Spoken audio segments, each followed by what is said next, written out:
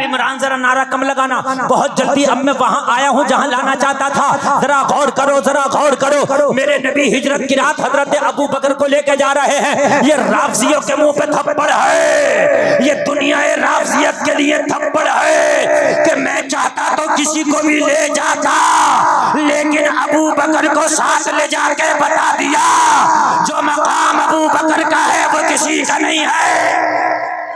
वाह वाह, सुभान।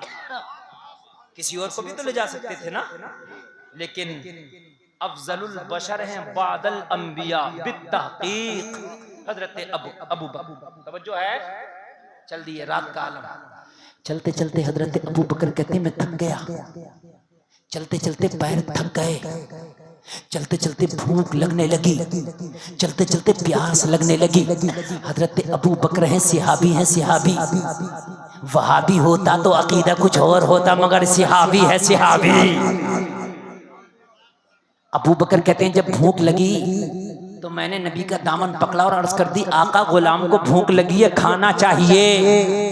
चाहिए क्या चाहिए? वहाबी कह रहा अल्लाह से मांगो, अल्लाह से मांगो। और अबू बकर नबी से मांग के बता रहे हैं कि अल्लाह भी अता करता है और अल्लाह की अता से मुस्तफ़ा भी अता करते हैं। वाह वाह, सुभान अल्लाह। रब है मोती ये है कासिम, देता वो है दिलाते ये है। आका भूख लगी है, नबी ने फरमाया लगी है तो फिर भूख का भी इंतजाम हो जाएगा। सामने तुम्हें जो झोपड़ी नजर आ रही है इसके दरवाजे पे चल के आवाज देते हैं, यहीं पे खाने का इंतजाम हो जाएगा।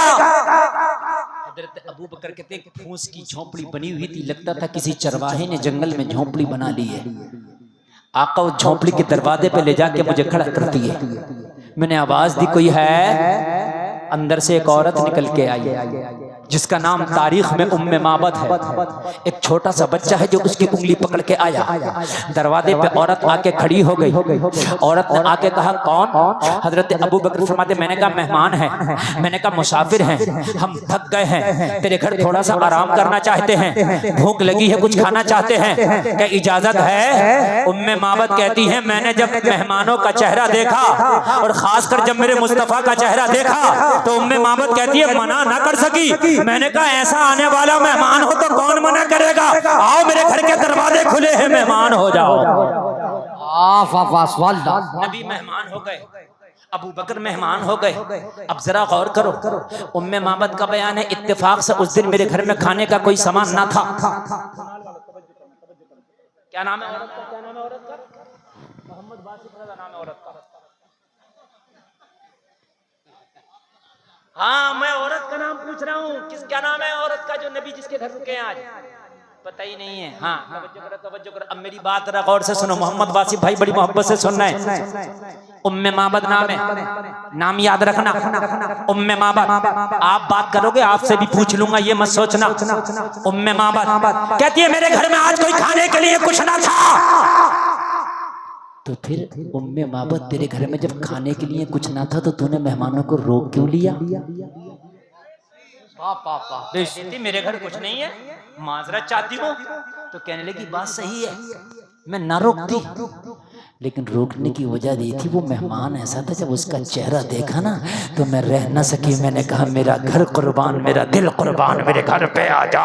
मैंने सोचा अगर कुछ खाना ना खिला सकूंगी तो क्या हुआ, इस मेहमान की ज़ियारत तो हो जाएगी।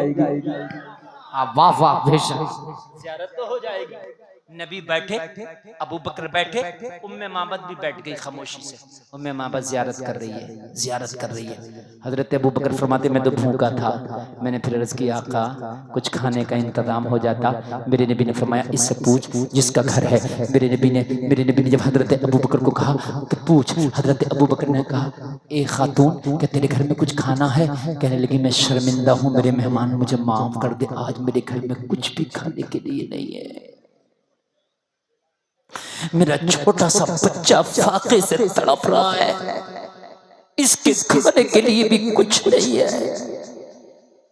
अगर आज कुछ भी होता तो ये जो मेहमान मेरे घर पे आया है इसका चेहरा लाजवाब है, इसके लिए पेश कर देती। अपने बच्चे को ना खिलाती मगर मेहमान के लिए पेश कर देती। वाह वाह बेशक। मगर मैं शर्मिंदा हुआ कि मेरे घर पे कुछ नहीं है।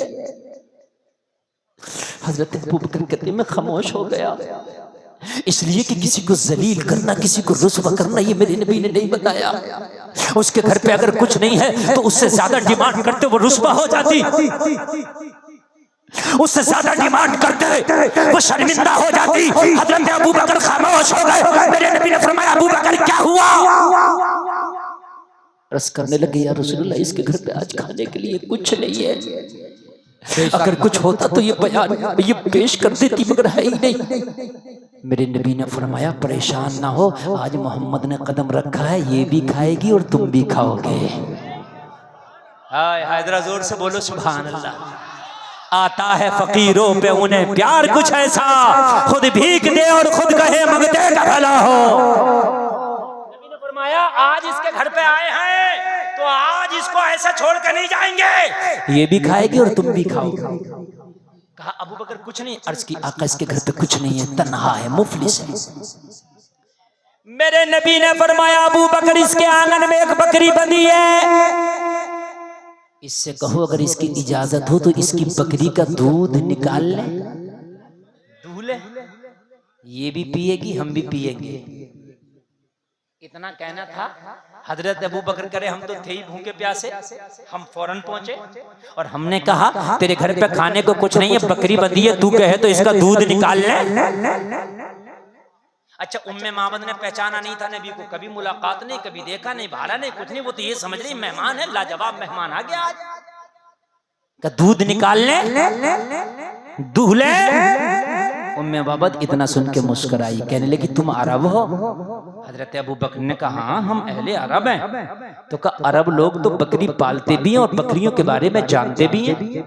जो लोग बकरी पालते हैं, जो लोग भैंस पालते हैं, वो भैंस को बकरी को देख के बता देते हैं ये दूध देने वाली है या ये ठंड है दूध नहीं दे, बताते हैं कि नहीं बताते हैं? देख करके बताते हैं।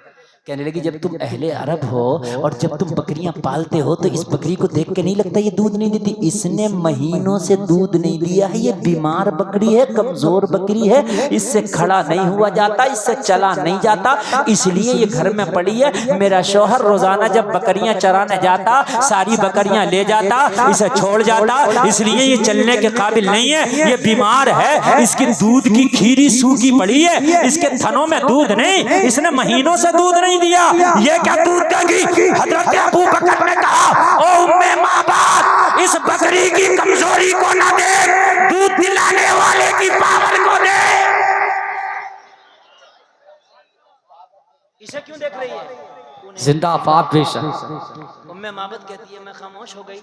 मैंने कहा अगर ये दूध दे सकती है तो मेरी इजाजत है दूल्हो। हजरत जोर से बोल दो यार, मेरी इजाजत है दूल्हो। करीम मुस्तफा नारे तकबीर, नारे रिसालत, नारे गौसियत, जश्न ईद मिलादुन नबी, शहर इस्लाम जनाब मोहम्मद अली फैजी, शहर हिंदुस्तान जनाब मोहम्मद अली फैजी, मसलके आला हजरत ख्वाजा का हिंदुस्तान फैजान शाहजी फिया हुजूर, नारे तकबीर। आप लोग तशरीफ रखें, थोड़ा थोड़ा पीछे हो जाओ।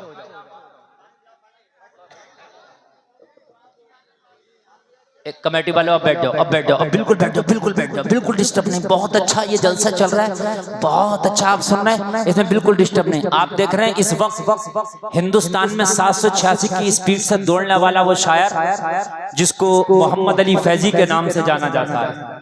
मैंने अपने तकरीर के शुरू में जिस लहजे का नाम लिया था वो लहजा मोहम्मद अली फैजी के रूप में आपकी निगाहों के सामने मिंबर शरीफ की जीनत बन चुके हैं। और मेरे बाद इंशाअल्लाह भरपूर तरीके से फैजी भाई को आप समाअत करेंगे इंशाअल्लाह।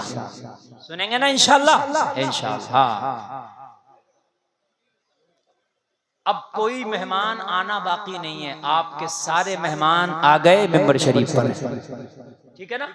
अब इंशाअल्लाह। और मोहम्मद अली फैजी किसी कंजूस शायर का नाम नहीं है, ये इतने सखी हैं। अगर आप बूढ़ी रात में भी इन्हें सुनेंगे तो ये फिर उसी जज्बे से सुनाते हैं जैसे इब्तदाई रात में सुनते हैं लोग, उसी जज्बे से इंशाअल्लाह सुनेंगे ना। तो फिर बोलें जरा सुभान अल्लाह। बहुत अच्छा माशाल्लाह। अब बिल्कुल आवाजाई बंद कर देना, मेरी बात सुनते रहें। अबू बकर ने कहा या रसूलल्लाह इजाजत तो मिल गई लेकिन ये बकरी दूध नहीं देती है, खुश्क है। फतेह मोहम्मद भाई भी हमारे तशरीफ लाए मोहम्मद अली भाई के साथ माशाल्लाह। दूध नहीं देती आका। या रसूल अल्लाह इसने काफी अरसा से दूध नहीं दिया, बीमार है आका, इसलिए जमीन पर पड़ी है, ये खड़ी नहीं हो सकती। या रसूल अल्लाह इसका शोहर जब बकरियां लेकर के गया है तो इसको न ले जा सका, उसकी वजह ये है आका ये चलने के काबिल नहीं है। या रसूल अल्लाह ये जब चलती नहीं उठती नहीं तो अब दूध का आलम क्या है। मेरे नबी ने फरमाया अबू बकर इससे दूध का बर्तन मंगा, दूध दिलाना मोहम्मद का काम है।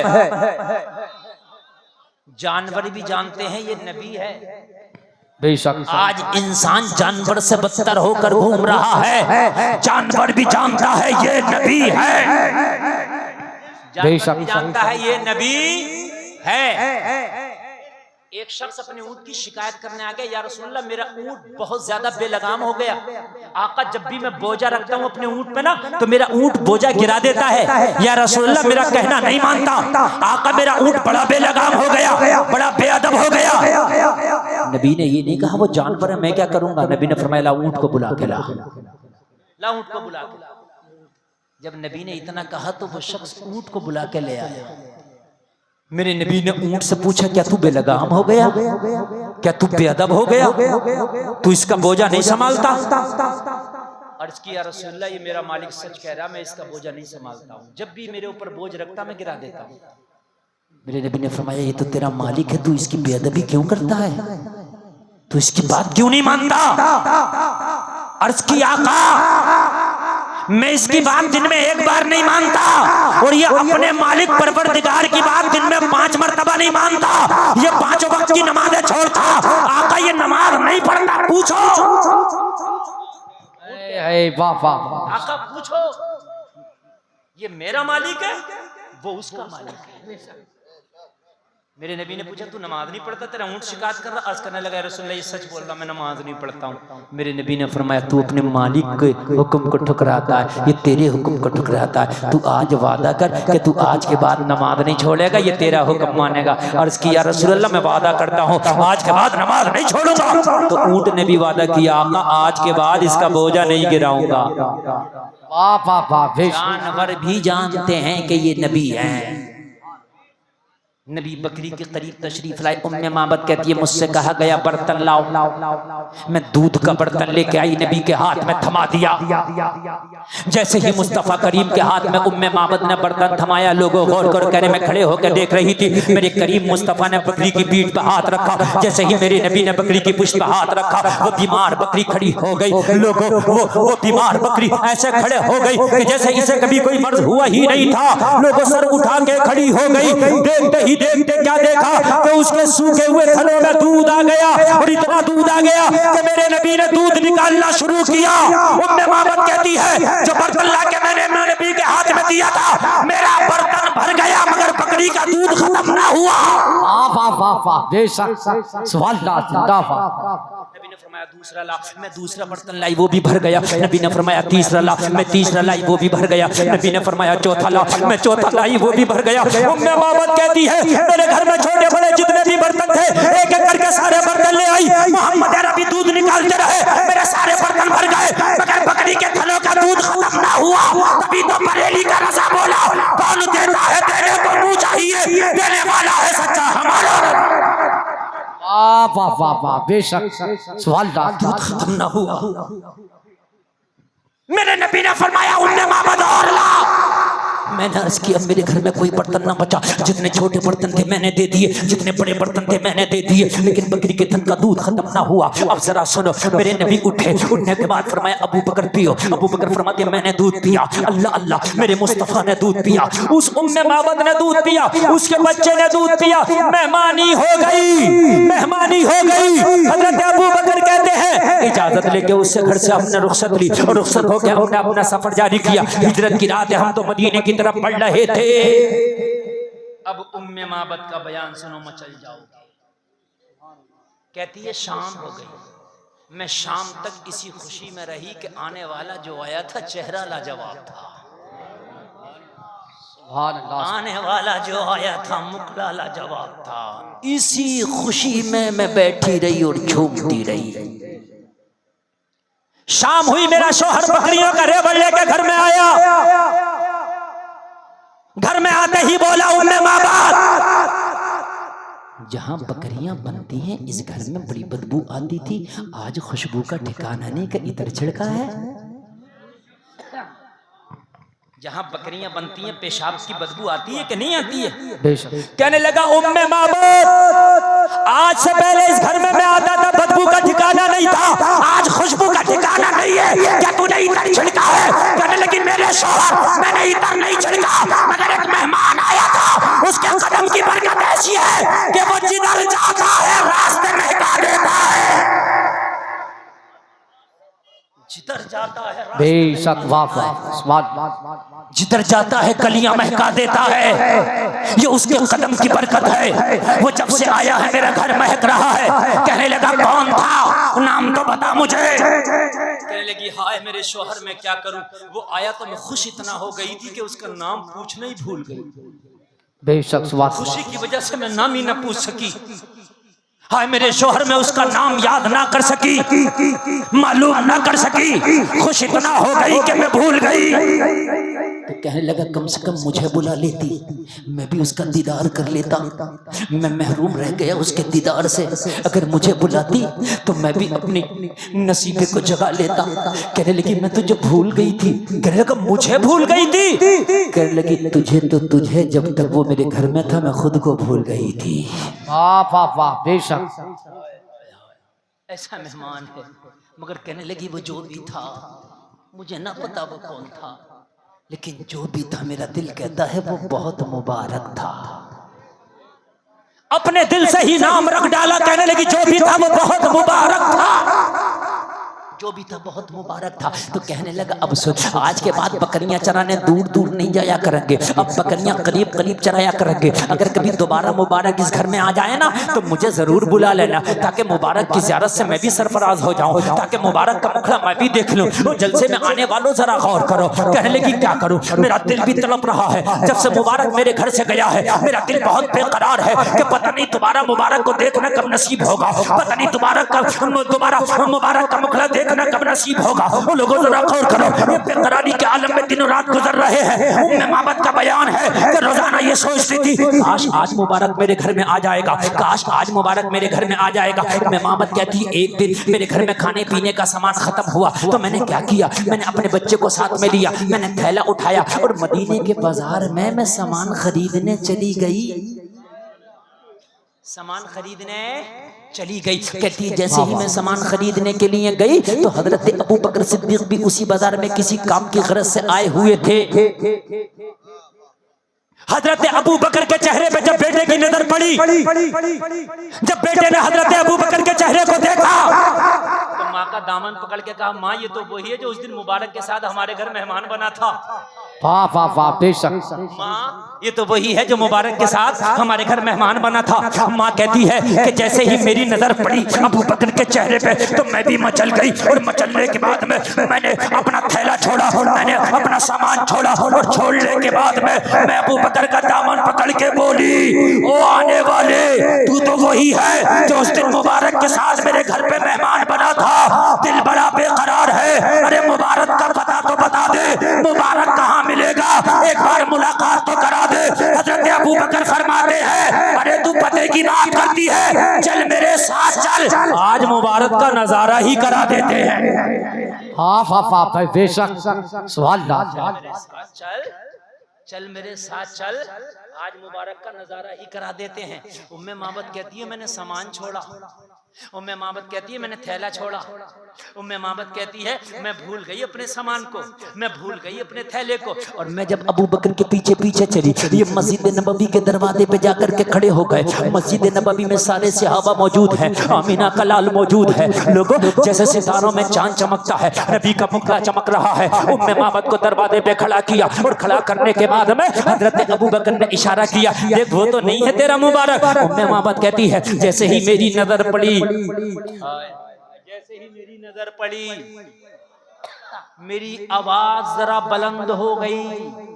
जब आदमी खुशी में होता है या गम में तो आवाज ऑटोमेटिक बुलंद हो जाती है। अगर आदमी ज्यादा खुश होता है तब भी आवाज जोर से निकल जाती है, या ज्यादा तकलीफ होती है तब भी आवाज जोर से निकल जाती है। कहने लगी उम्मे माबद खुशी में आवाज जोर से निकल गई, हाँ वही है मेरा मुबारक। वाह वाह वाह बेशक। हजरत अबू बकर ने कहा ए उम्मे माबद आवाज धीमे कर, आवाज हल्की कर, यहाँ आवाजों को ऊंचा नहीं किया जाता। उम्मे माबद ने कहा क्या बात, यहाँ आवाज अगर ऊंची हो गई तो क्या होगा? हजरत अबू बकर ने फरमाया सुन, इनकी बेअदबी है, इनसे नीची आवाज रख, इनसे ऊंची आवाज करना अदब नहीं है, गुस्ताखी है। उम्मे माबद कहती है मैंने पूछा क्या कोई ये सरदार है, क्या कोई ये बादशाह है या कहीं के राजा है कि इनकी आवाज से ऊंची कोई आवाज नहीं करता, इनकी बात से ऊंची कोई बात नहीं करता। तो हजरत अबू बकर ने जवाब दिया था उम्मे माबद कान खोल कर सुन ले, राजाओं की औकात क्या है, बादशाहों की औकात क्या है। ये राजाओं के राजा, महाराजाओं के महाराजा, बादशाहों के बादशाह, इमामुल अंबिया रहमतुल लिल आलमीन यही तो है। ताहा व यासीन यही तो है, आखिरी पैगंबर यही तो हैं। कहने लगी मेरे घर आए थे उस वक्त में पता ना लगा सकी ये नबी हैं, तो अब पता लगा ले ये नबी हैं। उम्मे माबद कहने लगी अबू बकर जरा रुक जाओ, घर जाने दो। उम्मे माबद घर आ गई और घर आने के बाद शोहर से बोली परेशान मत हो, मुबारक का पता लगा लिया है। कहने लगा कौन है बता तो। कहने लगी तुझे पता नहीं, नबियों का सरदार आखिरी नबी मोहम्मदुर रसूलुल्लाह वही तो मेरा मुबारक है। कहने लगी मुलाकात हो गई। कहने लगी हाँ देख के आई हूँ मगर मैं पास में नहीं गई। क्यों? कहने लगी तुझे लेकर के जाऊंगी, तुझे साथ में ले जाके खुद भी कलमा पढ़ूंगी, तुझे भी कलमा पढ़वाऊंगी। हाय हाय हाय हाय, नबी की बारगाह में हाजिर हैं और हाजिर होने के बाद उम्मे माबद कहती आका चेहरा देख के ही सब कुछ समझ लिया, बताने की जरूरत नहीं, बस कलमा पढ़ा दे। और नबी ने जब कलमा पढ़ाया, साहिब इस्लाम किया, तो लोगों कान खोल करके सुनो। उम्मे माबद कहती है अब मेरी जिंदगी में बहारें आ गई। इन्नका लाला खुलुकिन अज़ीम, जलसा में आने वालों, पूरी दुनिया की तालीम, पूरी दुनिया की अक्लमंदी, पूरी दुनिया की तरक्की एक तरफ और तेरा नबी एक तरफ। पूरी दुनिया तेरे नबी के मुकाबले पे कुछ नहीं। नबी की जिंदगी को अपनाओ, अपने घरों में इस्लामी कल्चर, इस्लामी माहौल पैदा करो। बात और करना चाहता था, बहुत बड़ा शायर आपके सामने है, इसलिए गुफ्तगू करना अब बिल्कुल नामुनासिब है। इनका भी वक्त है, आप मोहम्मद अली भाई को सुने, ये आपके हवाले। कहने सुनने में कोई खता हुई हो मेरा मौला माफ फरमाए। कलमा शरीफ पढ़ें, ला इलाहा इल्लल्लाह मुहम्मदुर रसूलुल्लाह, इस्लाम जिंदाबाद, व मा अलैना इल्लल बलाग।